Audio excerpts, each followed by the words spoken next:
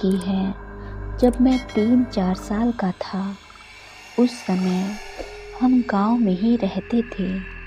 मुझे रोज़ रात को खिड़की के बाहर एक औरत दिखाई देती थी।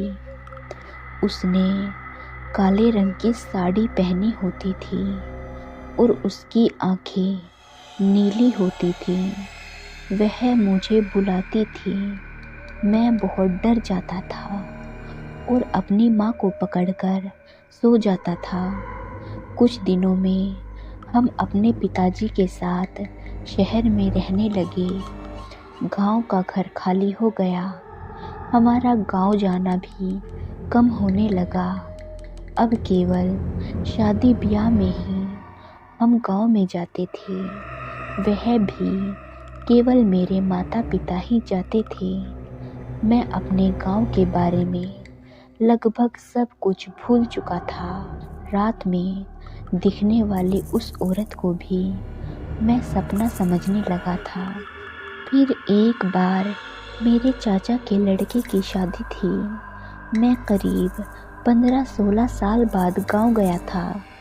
हमने अपना घर भी साफ करवा लिया था। हम अपने घर में ही रुके थे। एक रात अचानक मेरी नींद खुली। मैंने खिड़की से बाहर देखा तो मुझे वही औरत नज़र आई। उसकी नीली आंखें चमक रही थीं और वो मुझे पहले की तरह बुला रही थी। मुझे ऐसा लग रहा था जैसे मेरा बचपन का कोई डरावना सपना सच हो गया हो। मैं काफ़ी डर गया और भगवान को याद करने लगा। मैंने जल्दी से खिड़की बंद कर दी। अगले दिन से मैं अपने घर में नहीं बल्कि अपने चाचा के घर में सोया और शादी का काम निपटते ही मैं शहर वापस आ गया।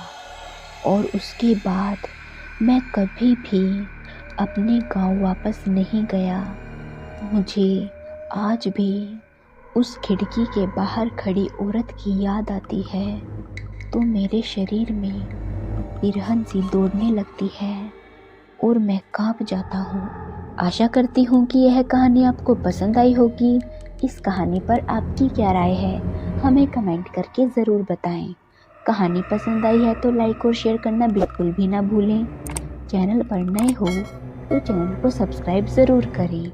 धन्यवाद।